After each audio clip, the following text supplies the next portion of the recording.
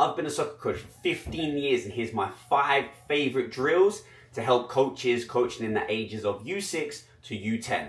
So the first game that we're going to look at is called the bank game. So we've got our 2 teams here and we've got the coach down at the bottom with all the soccer balls, okay? The aim of the game is very simple. What the coach will do is they'll pass the ball into one of the sides. Now, when they do so, I'd start off with one defender will go across trying to win the ball, okay? Now, the aim is for the team in possession to make X amount of passes. So it could be something as low as 15, it could be something as high as 25 or 30. Now, let's say the number is 30.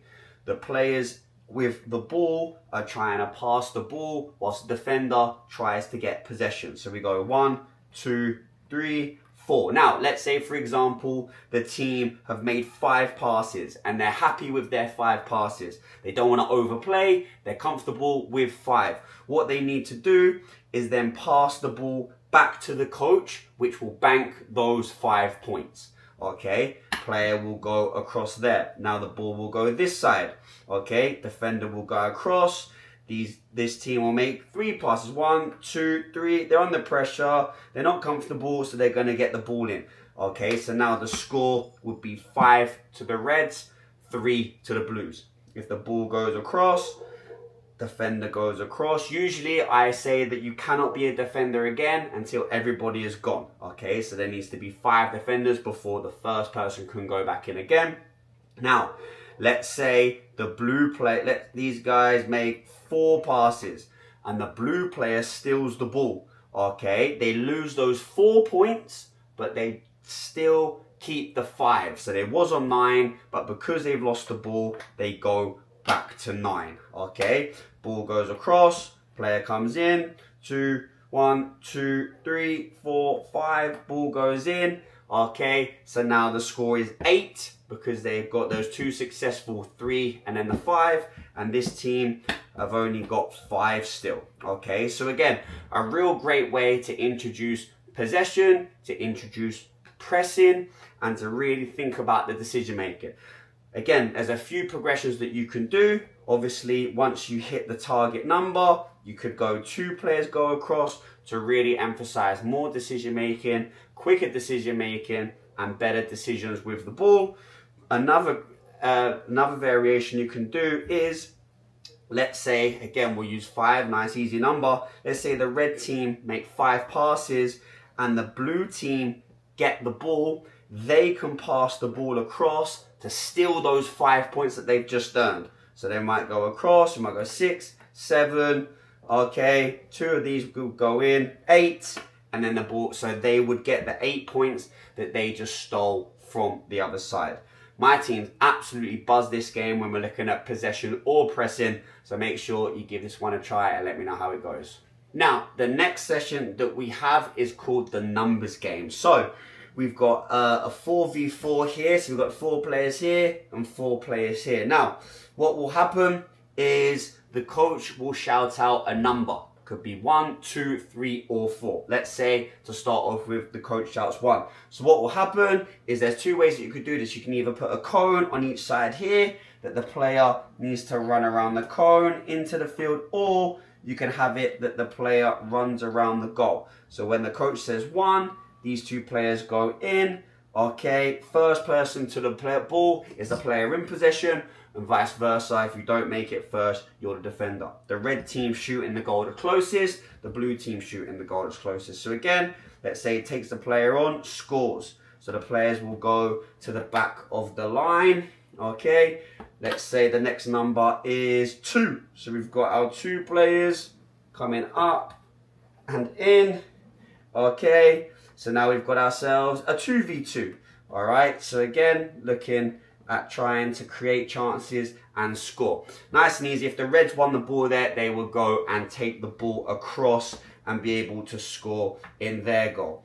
All right, I like to say as well that don't assign the players numbers, especially at the younger ages, because they might forget their number. Just say you go to the back of the line, because then this way, let's say these 2 players have just come back, they might be sitting in a different order. So this version of the game makes sure that players are versing different people, which is good because obviously not everybody's the same. You might be playing against someone faster, not as strong as you, maybe stronger than you, not as quick as you, not as skillful, a better defender. So again, this way where you're playing against different players and you're not assigning numbers is a great way for your teammates to play against different players. Another variation that you can do of this is if you shout out the number 2, 2 players go in. If the team in possession scores, however many numbers are on the field, so we said 2, they'd get that many goals, okay? And the reason behind this is that you don't call the same number twice. So you go 1, 2, 3, 4, you could go 2, 4, 3, 1. Again, a real great way for them to understand, and it obviously as there more players get on the field, the games do get a little bit harder. So the higher the number of players on the field, the higher the risk, but the higher reward if they get to score that goal. Now, the next game that we have is a 1v0, 1v1, 2v1. So, we've got our 3 areas here, okay? We've got a blue team, a red team, and a red team. The aim of the game is very simple, okay? For this as well, if you do have a bigger goal and a goalkeeper, it does make this game a lot better. However, if you don't have that, then smaller bow nets or pug goals are absolutely fine as well. So what will happen is the blue team will start the game off. They'll take a big touch, okay, and then they'll have a shot. I like to say touch and shoot because it makes it a little bit more game realistic instead of taking 3, 4, 5 touches and then shoot. All right, so let's say they take their touch and then they have their shot. Whether they score or miss, okay, they next have to become the defender. Okay, so now they set themselves up for a 1 versus 1. All right, so the player comes in, tries to beat the player. Again, trying to get their shot off on goal. All right, if they score or miss, then the next time it goes into a 2v1. So we're now looking at the 2 red players against the blue player. Okay, so this player might look to press, they look to combine, and then this player will get the shot off. This is a great way because if you've got a lot of players obviously working on their stronger right foot. So for example, this player will take the touch and shoot with the right. This player will be quite neutral and obviously focusing on, let's say, a right winger here where they might be able to cut in, they might be able to dribble in, or they might be able to get the cross off.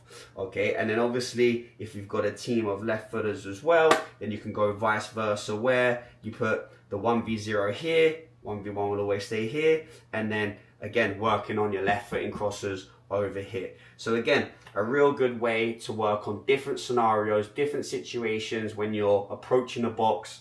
Obviously we've got our 1v0, we've got a 1-on-1 with a goalkeeper, which happens a lot in youth soccer. We've got 1v1s on the edge of the box, which obviously help again a lot in youth soccer as well, where you might have to take the player on or do a little shift and shoot. And then lastly, we've got a situation where we've got a 2 versus 1. So you might have the player cross the ball in, a little cutback, or if they've gone them over here and they've given them the space, this player might be able to take the touch and shoot. I usually play for 3 minutes each, and then we'll switch the roles over. So they'll go, this team will go to this side, and then everyone will shift over. So these will go to here, these will go to here, and these will go all the way over there like so. Okay, so the next game that we have is a variation of a 1v1. Now, this is a little bit different to what 1v1s are usually coached. Now, 1v1s, the majority of 1v1s, there is a defender coming from an angle, whether it's from the side or from the back. Now, these aren't coached enough. Whenever you think about 1v1s, you just chuck a team here, chuck a team here, they both go at it face to face, and then they try and take a player on and maybe score a goal. Whereas there is a statistic that shows that most 1v1s come from a side angle or from behind. So we really want to make sure that we are teaching our players to adjust and learn and get out of these situations. So, aim of the game, we've got our 2 teams, okay, we've got a blue, red, and a coach with the balls. Now, what I like to do is say the players must be looking forward, they can't look at you, they can't check their shoulders, the teammates can't help them to say go or push them or anything when the ball is out. So what I like to do is throw the ball up in the air, And then as soon as they start to see it, then the players can come out. Now the player that is in possession are the attacker, and the player that hasn't won the ball is a defender. Now the team that is in possession have got to try and score into one of these goals down here. So we're looking at protecting the ball with their body.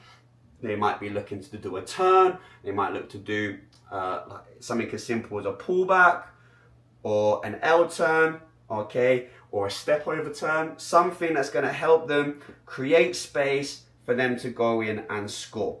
All right, so the player scores, goes to the back of the line, ball comes out. Let's say the blue gets to it first this time. So now the blue player is trying to score down there because they are the player in possession. Now, if the defender wins the ball, then they are trying to score up in these goals here. So let's say the blue player can't get away. They make the wrong decision. Blue player comes in. So red player comes in. Blue will have to try and recover. Goal is scored. The ball goes to the back again. Again, something that I have seen my players rapidly grow in is having the defender pressurized from behind to be able to look after the ball with their body, and using a skill move or a turn to get out of this situation and create space has been phenomenal after we've used this in 1v1s instead of the normal looking at a defender face on. And for our fifth and final game, we've got ourselves a fun, small-sided games called Passes Equals Goals. Now, we've got our two teams. For this, we're going to use two smaller goals, or if you have the luxury of having two bigger goals, then that also is perfect and also will make this game just as fun and might even incorporate longer shots as well. So, the aim of this game is simple. All you need to do is pass the ball to gain more goals, okay? So let's say the team in possession here make 5 passes and go and score. That'll be worth 5 goals, okay? Now, the players are gonna come in. All right, 1, 2, 3, okay, 4, 5, 6. Can they defend? No. So the score now is 6 to the Blues and 4 to the Reds, okay? So again, nice and easy, especially if you've worked on something like passing and receiving rondos in your drills. If you look to possession, then this is a real good way to emphasize what they've learned during their topic or their session and put it into a game. Also, we don't want to make sure that if you've got a dribbler on the team, okay, who likes to dribble with the ball, then obviously if they dribble and score, it's still worth 1 goal, okay? So if obviously a goal is worth a goal, but this really is looking for that player who might want to look after and hold on to the ball a little bit longer, and especially in dangerous areas, it might teach them to be able to offload it, to maybe to keep possession and understanding to use their teammates in certain situations. Another thing that you could do, so let's say the Reds have made 6 passes, the Blue steals the ball. However, if the Reds are able to press and win the ball back prior to the Blue team even making 1 pass, then they get to keep their 6 passes that they had before they lost the ball. So now this also incorporates a little bit of pressing as well, a little bit of high energy, some more competitiveness, especially if the game, or if they're not executing it as hard or as strong as you would like, then you can add this feature. And for me, I've seen a real big increase in the energy, because there's some times where they might have double figure passes, they might get to 10, they lose the ball, but because they don't want to lose those 10, they're pressing like madmen and they win the ball back and obviously put the ball in. And the celebrations that you see when they do that, just because they worked a little bit harder than what they might have done if they lost the ball anyway, is amazing. So again, passes equals goals, a real good way to incorporate passing and moving and keeping possession into your games at the end of practice. So they are my 5 favorite drills to help coaches coaching the ages of U6 to U10. If you did enjoy this video, then drop a like, drop a comment as well. Let me know, is there any other specific ages that you'd like me to do a video like this for? Do you want me to break down certain topics? Let me know in the comments and I'll do my best to produce it in one of the next few videos. But until then, we'll see you in the next one. Peace. So they are my 5 favorite drills to help coaches coaching the ages of U6 to U10. If you did enjoy this video, then drop a like, drop a comment as well. Let me know, is there any other specific ages that you'd like me to do a video like this for? Do you want me to break down certain topics? Let me know in the comments and I'll do my best to make sure that I produce it in one of the next few videos. But until then, we'll see you in the next one. Peace.